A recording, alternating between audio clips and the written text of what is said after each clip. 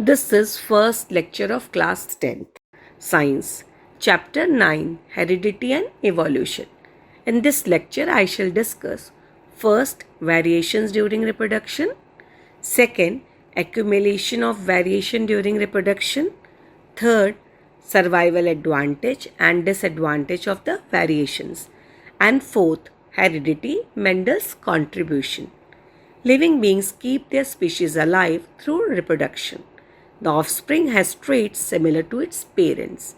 We shall learn how these traits are passed on to the next generation or in the offsprings from the parents. And why are the offsprings have similarities with their parents as well as dissimilarities? These variations in the traits in the offspring are more in sexually breeding species than those asexually reproducing ones. These variations may keep on accumulating over generations. We shall study the mechanism by which variations are created and transferred or inherited by the progeny. Accumulation of variations in a species over time. We take example of bacteria. A bacterium reproducing asexually by binary fission will have very small variations in a division because like any other processes in the universe, this process is also not perfect. The variation may go on increasing with each division. These variations in the individuals may give survival advantage or disadvantage, or it may have no role in survival.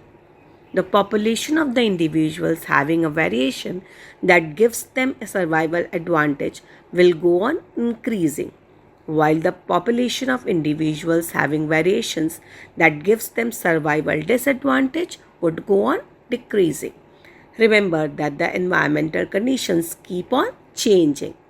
A trait that gives survival advantage during a certain time period or at a certain place may cause a survival threat at different time period or place. The variation thus help a species to survive under different environment. Just think, if all human individuals are exactly similar, then what might happen? A new viral species for which humans do not have resistance would kill all humans. Therefore, variations help species survive under varied conditions of environment. Now, let's talk about heredity. In reproduction, the individuals pass on their traits in next generation. Progeny has similarities but some dissimilarities too. Certain rules of inheritance determine how these traits are passed to the next generation. Now, what is inherited traits? You might have seen that a child has many similarities with both his mother and father, but never looks exactly like his parents. Further, one child may have more similarities with his parents than the another one. Height, color of eyes and hair, free or attached earlobes are some of the examples of such inherited traits. In fact, the traits are inherited without or with a little variation. Now, what is rule of inheritance? At present, we know that the genetic material is responsible for passing the traits to the next generation. In humans, the genetic material comes from both parents equally. It means for a trait progeny has two copies of genetic material. Then of which copy would the trait appear in the child? Mendel was the first to study the rules of inheritance about more than a century ago. He carried out systematic study on sweet peas. Mendel used contrasting visible features of garden peas like round and wrinkled seeds, short and tall plants, and violet white flowers.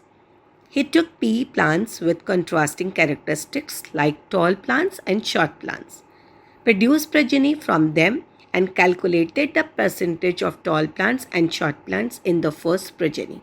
His observations were that, first, either the plants were tall or short. There was no medium height progeny means plants were not of height intermediate or average of tall and short plants. It means only one of the parent traits were visible. Second, all plants were tall. The question was whether these F1 generation plants like the parents' plants. To find that out, he produced next progeny from the F1 plants by self-pollination. In second generation of F2, produced by self-pollination of F1, out of every 4 plants, 3 were tall and 1 short. It suggested that the traits of the tallness and shortness were inherited by F1 generation, but only the tallness was expressed.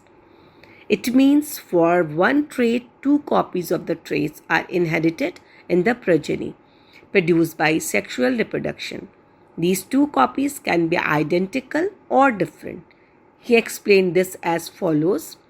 The initial parent plant had 2 copies of the tallness, that is double capital T, and the short plant double small t.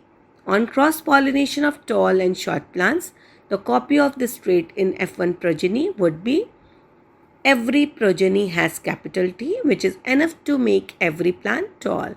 That is why all F1 plants were tall.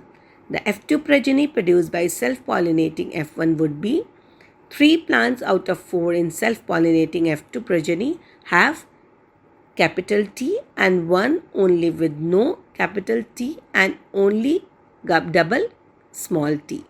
That is why 3 plants were tall and were short in F2.